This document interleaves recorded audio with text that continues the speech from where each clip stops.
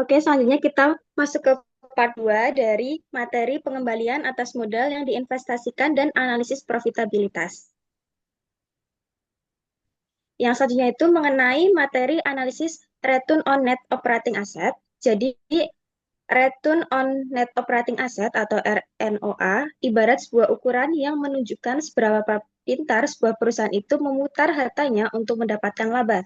Nah, bayangkan aja sebuah perusahaan itu mempunyai mesin, kas, dan piutang. Nah, inilah yang disebut aktivitas operasionalnya. Nah, RNOA ini melihat seberapa besar laba yang mampu dihasilkannya dari aktiva tersebut. Semakin besar RNOA, maka semakin besar juga perusahaan itu untuk memutar hartanya menjadi laba. Analisis RNOA juga berguna untuk menilai kinerja operasional tanpa terpengaruh hutang, sehingga lebih jernih dan adil saat membandingkannya dengan perusahaan lain. Dengan RNOA, manajemen, investor, dan analisis itu lebih mudah menilai kualitas operasi sebuah bisnis dan mencari peluang perbaikan demi laba yang lebih maksimal.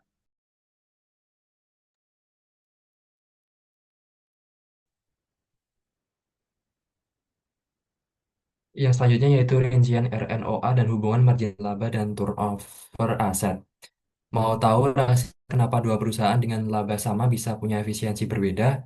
Jawabannya ada di RNOA atau Return on Net Operating Assets. RNOA adalah alat yang keren buat mengukur seberapa baik operasional dan keuntungan. Tapi tunggu dulu, RNOA ini bisa dibedah jadi dua bagian, yaitu margin laba dan turnover aset. Margin laba menunjukkan seberapa besar untung dari tiap rupiah penjualan, sedangkan turnover aset menunjukkan seberapa cepat aset diputar jadi penjualan. Nah, kombinasi keduanya itulah yang kasih kamu insight. Perusahaan A mungkin punya margin tinggi, tapi asetnya lambat terputar. Sementara perusahaan B mungkin OA bantu kamu lihat kekuatan tersembunyi di balik angka-angka. Oke, selanjutnya kita masuk ke analisis return on common equity atau yang disebut ROCE. ROCE adalah salah satu rasio favorit para investor. Tapi apa sih sebenarnya yang ROCE ceritakan kepada kita?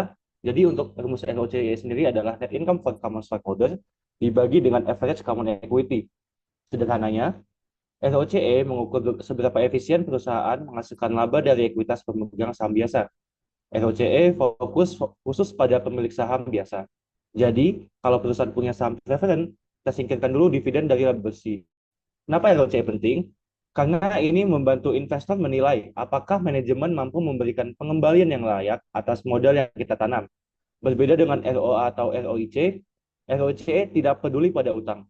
Fokusnya adalah modal-modal yang dimiliki oleh pemilik. Ini membuat ROCE sangat relevan untuk analisis dari sisi pemegang saham. Kalau ROCE lebih tinggi dari biaya ekuitas, itu artinya perusahaan menciptakan nilai bagi pemegang saham biasa. Baik, selanjutnya mengenai perhitungan ROIC. ROIC atau Return on Invested Capital itu bukan cuma angka, tapi cerminan seberapa efisien perusahaan menggunakan modalnya. Di Campbell Soup, perhitungannya dimulai dari memisahkan aset operasional kayak piutang, persediaan, sampai properti, lalu dikurangi kewajiban operasional seperti utang usaha. Hasilnya disebut net operating asset. Lalu dihitung juga NOPAT atau laba operasional setelah pajak. Dari situ ROIC-nya didapat dengan membagi NOPAT dengan rata-rata NOA. Hasilnya 16,5% untuk tahun itu, artinya setiap $1 modal operasional menghasilkan 16,5 sen keuntungan. Lewat hitungan ini, kita bisa lihat seberapa efektif perusahaan memutar modal untuk menciptakan nilai bisnisnya. Nah, selanjutnya mengenai pertumbuhan ekuitas biasa. Jadi, pertumbuhan ekuitas biasa bisa dilihat dari seberapa besar laba ditahan perusahaan. Artinya, laba yang nggak dibagikan sebagai dividen, tapi dipakai untuk mengembangkan bisnis, rumus sederhananya, laba bersih dikurangi dividen, lalu dibagi rata-rata ekuitas biasa. Nah, ada juga yang namanya tingkat pertumbuhan ekuitas yang dapat dipertahankan atau sustainable growth. Ini mencerminkan seberapa cepat perusahaan bisa tumbuh dari laba ditahan tanpa butuh dana eksternal. Biasanya dihitung pakai rumus ROCE dikali 1 min tingkat pembayaran dividen. Untuk proyeksi ke depan, perusahaan biasanya dipakai rata-rata dari beberapa tahun terakhir supaya lebih akurat. Oke, sekian video dari kita mengenai pengembalian atas modal yang diinvestasikan dan analisis profitabilitas. Semoga dengan adanya video ini dapat menambah wawasan teman-teman semua ya. Terima kasih.